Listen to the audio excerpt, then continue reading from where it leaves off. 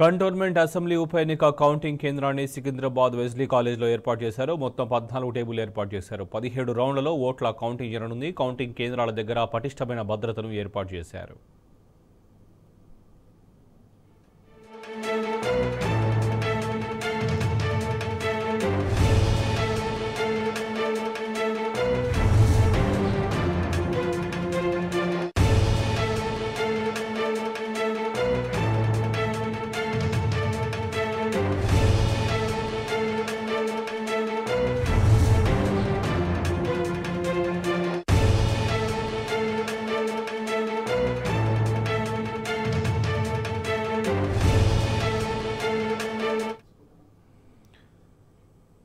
Cantonment assembly ఉప ఎన్నిక కౌంటింగ్కి సంబంధించి మరింత సమాచారం మా ప్రతినిధి వంశీ నడి లైవ్ ద్వారా తెలుసుకుందాం. Vamshi, good morning. చెప్పండి, కంటోన్మెంట్ అసెంబ్లీ ఉప ఎన్నిక కౌంటింగ్కి సంబంధించి ఎలాంటి ఏర్పాట్లు జరిగాయి, అక్కడ ఎలాంటి నిషేధాజ్ఞలు ఉన్నాయి? శోభన్, సికింద్రాబాద్ కంటోన్మెంట్ బై ఎలక్షన్కి సంబంధించినటువంటి కౌంటింగ్ కాసేపట్లో ప్రారంభం కాబోతుంది.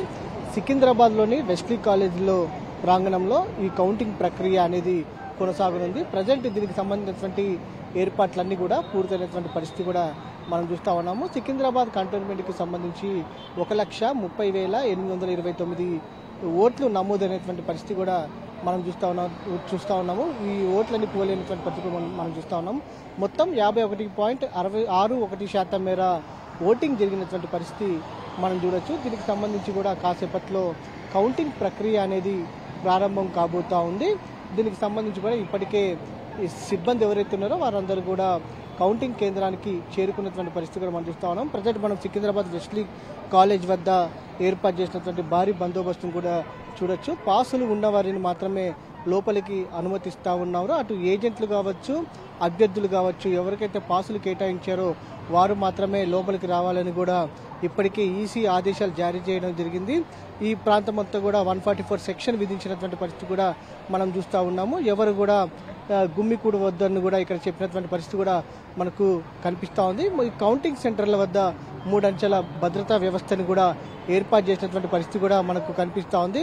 దీంతో పాటుగా అటు ఎవరైతే ఎన్నికల సిబ్బంది ఉంటారో వారు అటు ఏదైతే పాసులు ఉంటేనే ఏదైతే సెల్ ఫోన్స్ కూడా లోపలికి తీసుకువెళ్ళొద్దని కూడా ఇప్పటికే ఆదేశాలు ఇచ్చినటువంటి పరిస్థితి కూడా మనం చూస్తూ ఉన్నాము. ఫలితాలు విడుదలైన తర్వాత ఏదైతే ఇక్కడ ర్యాలీలకు నిషిద్ధమని కూడా ఇప్పటికే ఈసీ ప్రకటన చేసినటువంటి పరిస్థితి కూడా మనకు కనిపిస్తూ ఉంది.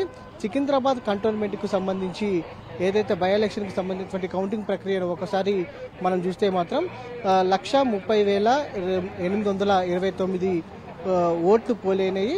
దీనికి సంబంధించి చూస్తే మాత్రం మొత్తము 17 రౌండ్లలో ఈ పోలింగ్ ఏదైతే కౌంటింగ్ ప్రక్రియ అనేది జరగనుంది. ఒక్కో రౌండ్కి సంబంధించి 14 టేబుల్స్ని ఏర్పాటు చేసినటువంటి పరిస్థితి కూడా మనం చూస్తూ ఉన్నాము. ఈరోజు మధ్యాహ్నం 1 గంట కల్లా కూడా ఫలితం తేలే అవకాశం ఉన్నట్టు కూడా ఇప్పటికే ఎన్నికల సిబ్బంది కూడా చెప్తున్నటువంటి పరిస్థితి కూడా మనం చూస్తూ ఉన్నాము. 8 గంటలకు ఏదైతే కౌంటింగ్ ప్రక్రియ ప్రారంభం కానుంది. ముందుగా పోస్టల్ బ్యాలెట్ ఓట్లను లెక్కిస్తారు. తదుపరి 8:30 ప్రాంతంలో ఈవీఎంలను ఏదైతే పోలైనటువంటి ఓట్లను లెక్కిస్తారు.